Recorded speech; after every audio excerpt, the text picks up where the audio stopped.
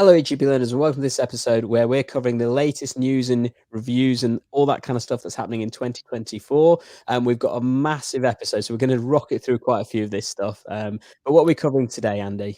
Yep, so we'll be just touching on the junior doctors strike. So we'll be covering a new story on that. We will be having a look at a few articles from Pulse, friend of the podcast and YouTube channel. We'll be looking at changes to the number of GP appointments. There's been an increase, spoiler. We'll be looking at a petition asking for GPs and practice nurses to be included in ARRS staff, so eligible for the ARRS staff funding pot in future versions of the PCN DES, which I think is an interesting petition. We will be looking at GPC reforms. Gandhi will have more to say about that because Gandhi's been deep in that article. Something interesting from Northern Ireland. So BMA's Northern Ireland chair has opened up his surgery to private patients in a very, very interesting move. So we'll be having a look at the story around that and maybe having a little chat about, what that might mean. We will then be talking about calls for GPs and GP staff to have more training on remote consultation technology. We will be talking about BMA asking GPs whether continuity of care should be included in the GP contract as part of their survey, which they're encouraging GPs to complete at the moment. And I think that's probably where we'll wrap up. So stick around and lots to cover. So let's get started. And it is a strike day, so I think we have to talk a little bit about the strikes and stuff, don't we, Andy?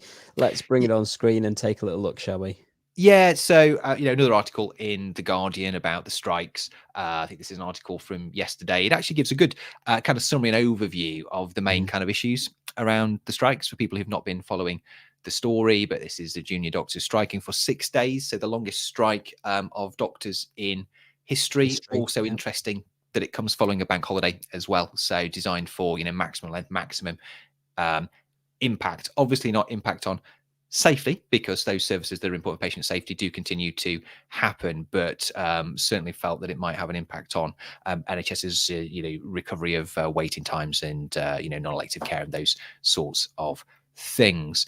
And then it just highlights why are junior doctors striking.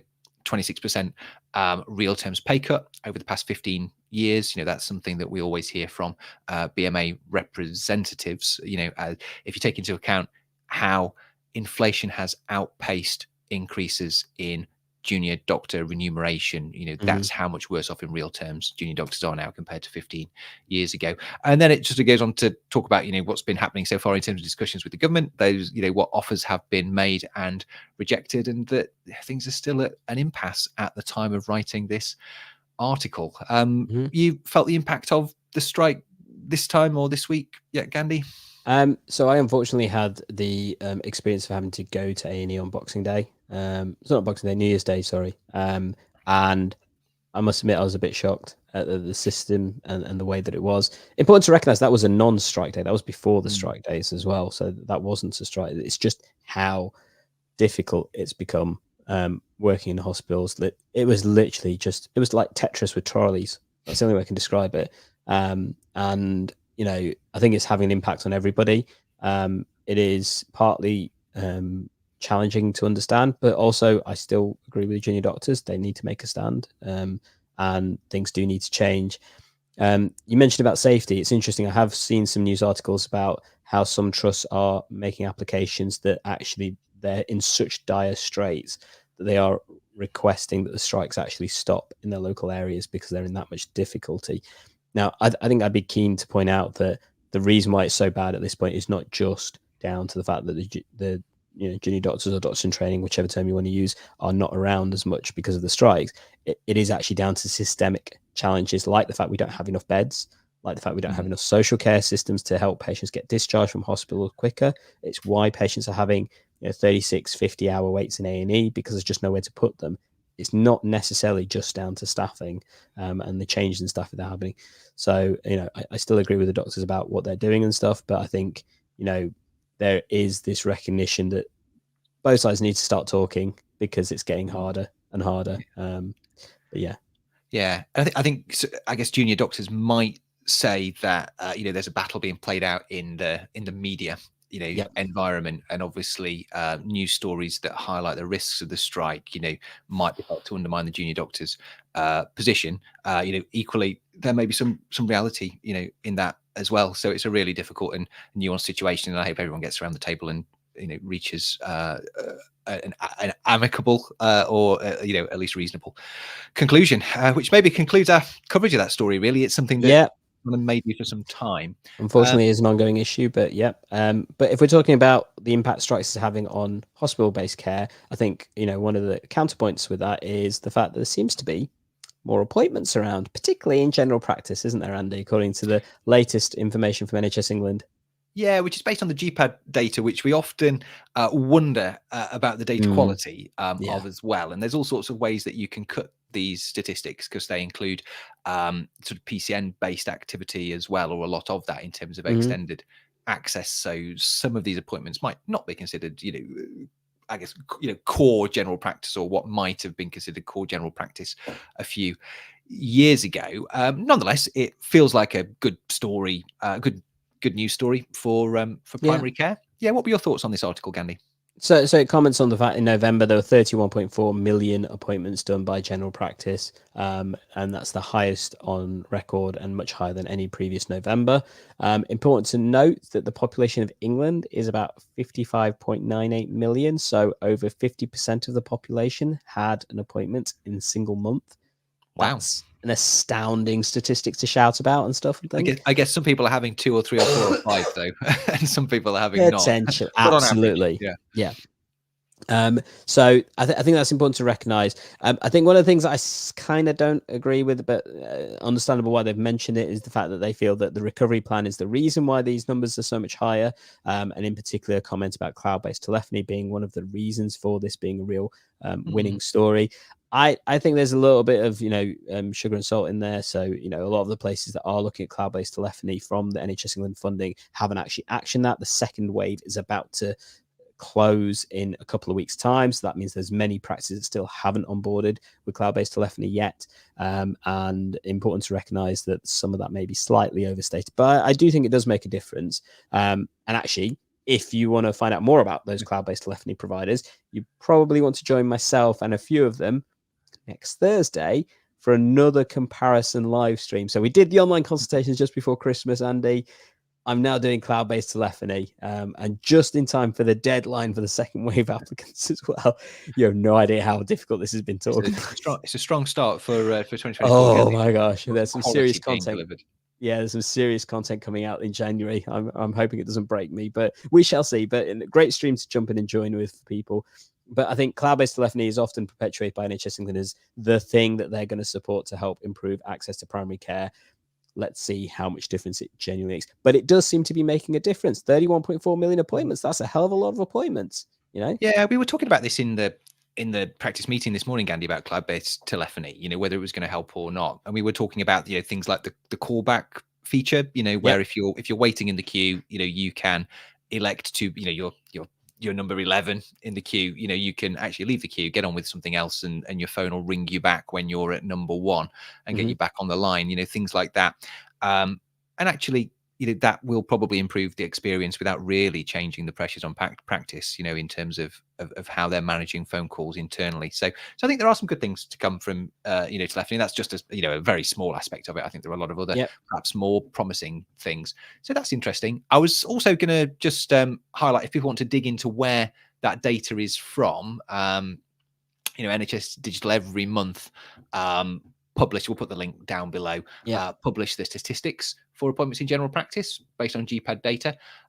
You can look at the summary. They also link through to a data dashboard now, which is really good. It's based on the Power BI Microsoft products that crunches all of that data, and you can look at it over all sorts of different time periods and cut it in all sorts of different ways to have a look at the numbers of appointments being reported. So if people are interested, have a look. I think you can even sort of drill down to different areas of the country. So that might be something to have a look at. And maybe we could even do an episode exploring that, Gandhi, because I think it's interesting to me anyway, all of that data. I think there'll be some tech geeks out there that want to know more about it, and some practices that want to know more about it. So yeah, they can have a look. It's pretty easy to use. Cool. So next up, we're talking about a interesting survey kind of poll slash thing. I've forgotten the actual name for it, but it's about Petition. petition. There we go. I've got That's the petition word. next on my screen. Yeah, So petition. That's the one. I'm having a mind lump and stuff. But GPs as part of the additional roles reimbursement scheme.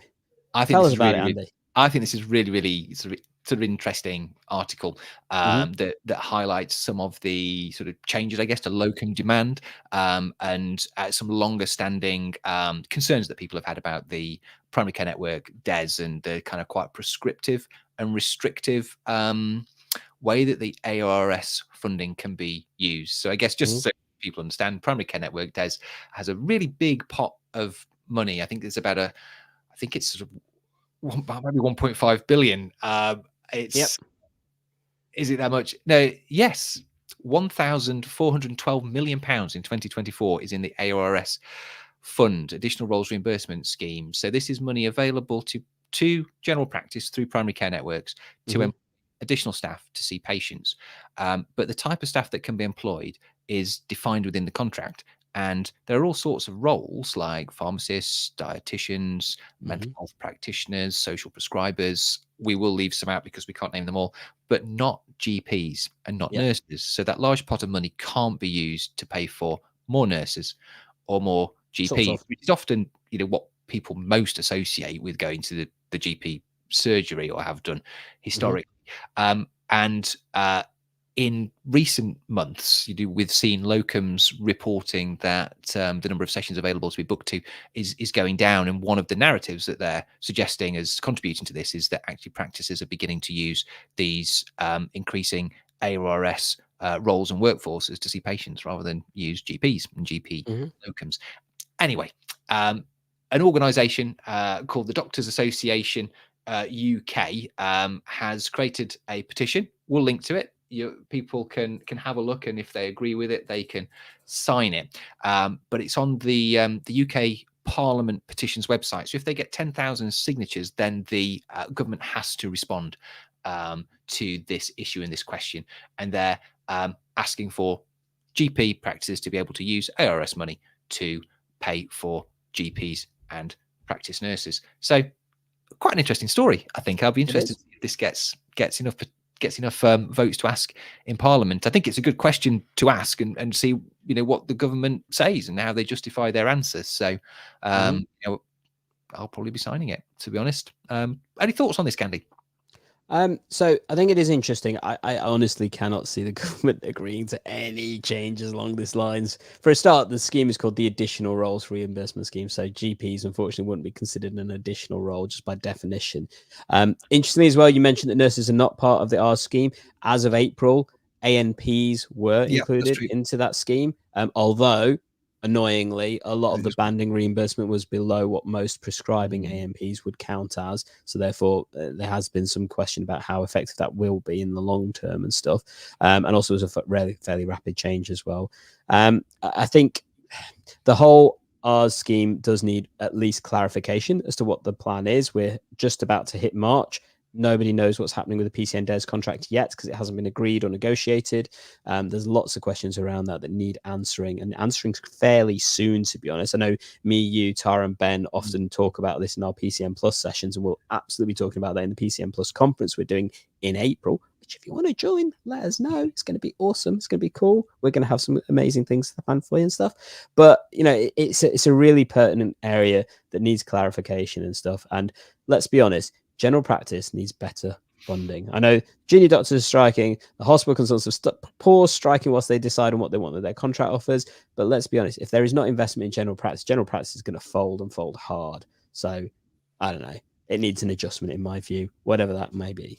But hey ho, let's talk about other changes instead, shall we, Andy? Because otherwise we're going to get let people know what we think, though. I can see we've got a good number of people watching actually, so it'd be really interested to know what people think about these stories. Whether general GPs and practice nurses should be included in the ARRS roles, for example. But the next story was one you picked out, Gandhi, about the general practice committee reforms to allow more meetings for for challenging Yeah, them? What's going on? so I think important to understand a little bit of context around this. So this is the GPC UK, which have voted to increase the amount of meetings and change some of the structure that they have. The key headlines from this is it's going to be a reform of the GPC UK committee, so it can focus more on UK-based issues rather than England-based issues or that kind of stuff. Additionally, they're planning on reducing the number of representatives they have from 84 down to 45, so becoming a little bit leaner. That increase in funding that they then have means that they can have more meetings, so be more reactive to the situations that they're dealing with as a result of it from their hopes on that basis. It seems like a really good idea because actually one of the criticisms for the GPC is often they are very slow to react about different things that are happening in general practice. So I think the ability for them to be more agile is going to be really important. I think by making the committee leaner is probably a good idea as well. It's supported by all the relevant people. It's going to go to the BMA ARM conference in June for vet ratification and stuff. So hopefully it goes through. From my perspective, it's a good idea. I don't know what the negatives of this are, to be honest, apart from potentially those 40 odd people who are no longer going to be GPC reps. But again, maybe that's a good thing. I don't know. Who knows? Yeah, just What do you remind me, think out Gandhi. there?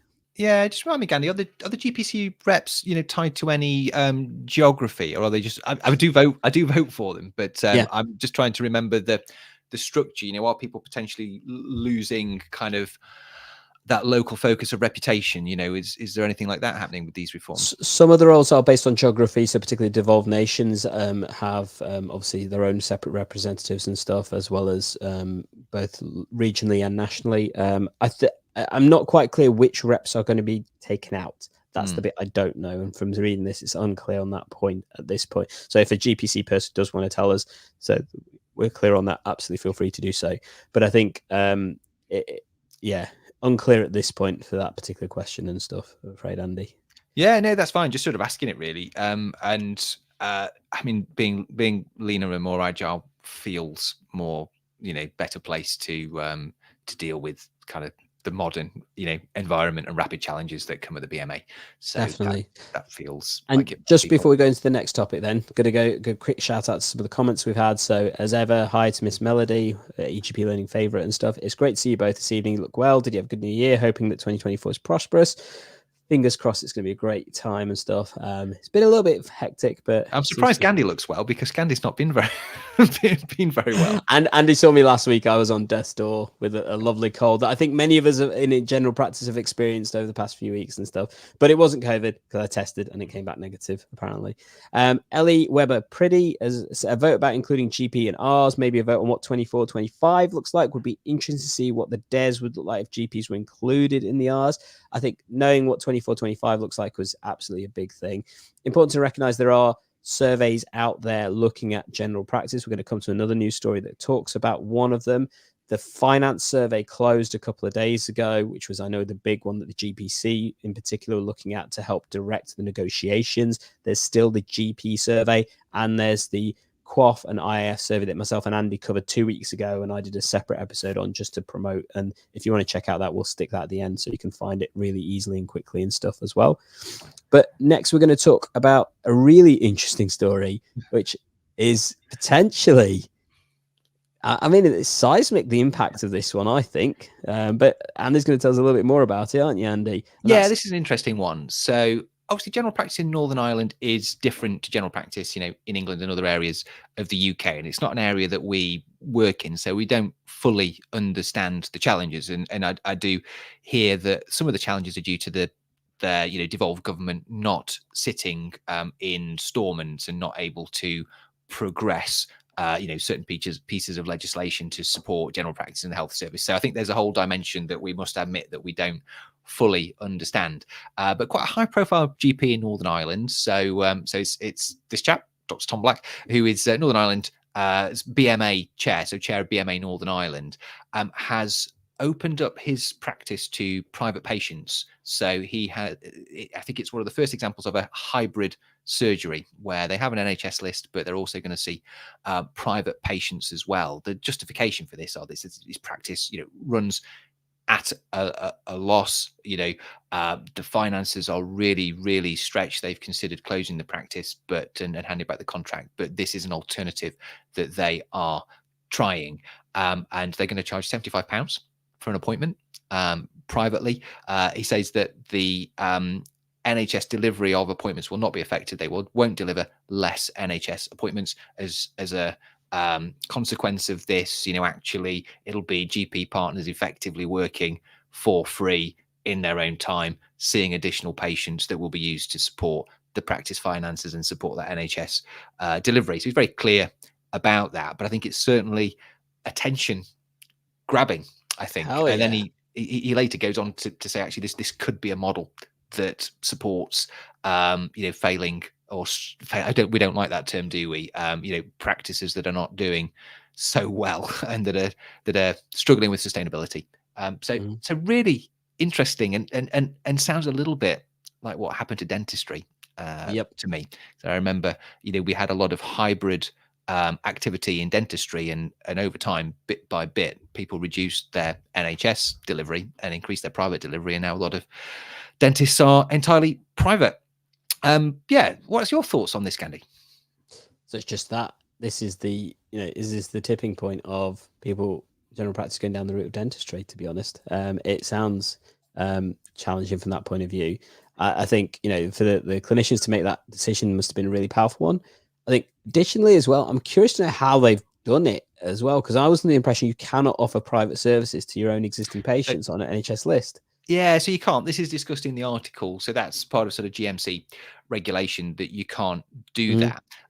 So I think they are not doing that, but this is other patients that aren't registered with them. But that's absolutely true, and that's because a lot of practices will do some elements of private work that can be part and parcel. DVLA medicals or certain cosmetic type procedures. I know that some practices do, but not for their own patients, because we're not allowed to sell private services to our own patients, as you're absolutely right to point out. Yeah, it's really interesting. So it'd be interesting to see what sort of response this gets. It'd be interesting to see how this flies as a business viability option, because I think if it's permissible and it works, then naturally it may be something that other people who are struggling to keep their practice viable will do. So be an interesting one to watch. So I guess at this point, I'm just going to point out Kazan Nuraldeen has asked about, can we share the link for the petition? I know Andy's done that, so I put it on screen as well, but it is in the comments. If people want to have a look at it, petition.parliament.uk/petition/652965. So there we go. So we've got a couple more news stories to go through, and then we are going to be wrapping up. Just in addition, if people do want to jump in for the raffle that we're doing at the end of this session, type in hashtag eGPLearner in the comments section and you get a chance for free stuff. But hey ho, in terms of our next news story, one that is very dear to my heart, and that's remote GP consultations and stuff, and the concept that there needs to be more training on this. So it's a rather interesting story. It came out a couple of days ago. It was a massive study that's been done over 2 years at 12 different practices, looking at the perceptions and views basically on how remote consultations work within practices. It's done by one of our esteemed colleagues, Dr. Trish Greenhalgh, who is just amazing at all this kind of academic stuff and knows it far better than I think me and Andy ever would. Let's be honest on that. But came to some really sensible conclusions. So there needs to be a focus on how the technology works, how to communicate between teams, how to triage more effectively. There's lots of information that came out about how we've got this new system of assessing patients, remote consultations, and more people are now doing it. So how can we do it well? And the suggestion that there's just apprehension around it, more training is needed. So that's effectively the article. Any questions there, Andy? Yeah, I always like the links impulse. So just linking through. So it links through to something published in the BJGP, so people can obviously dive in there for a little bit more information. And just as a general observation, and something I'm increasingly thinking about is, we're very careful when we introduce things like new medicines, or even new ways of delivering clinical treatments, in medicine, and we're always quite sure-footed about Mm-hmm. moving forwards, and wanting there to be an evidence base and a research base. And that's something which, to my knowledge, is not really there or terribly robust for a lot of these methods of remote consulting. A lot of the products that really are sort of medical device type type things, really, in terms of how they're being used for patient care, or could be argued Mm-hmm. similar. It just strikes me that we need to get that balance right in terms of the pace that we move, but that we make sure that what we are introducing actually is effective, is safe, and I think that pieces of research like this are really helpful to advance that knowledge, if you know what I mean. I just think we conceptually just think, oh, it's a different way of people talking to us. That's not such a big deal, but actually, the implications could be quite significant in terms of Yeah. quality of care, and we need to fully understand that. So it's really welcome to see this sort of research. I'd like to see more of that, and definitely agree that people need more training. There must be a huge variability in terms of what patients experience when they speak to doctors and medical professionals, because people are trained really consistently to follow really well established face-to-face consultation models that are built on decades of practice and research and Yep. training, where we've all kind of adapted during COVID and developed ways of delivering things remotely, kind of independently. And so there must just be loads of variation, and Mm-hmm. it would be good to pull together all the learning and try and standardize a little bit what's happening around good practice. Sorry if that was a little bit of a rant, but just something I've been thinking Not about at all. really.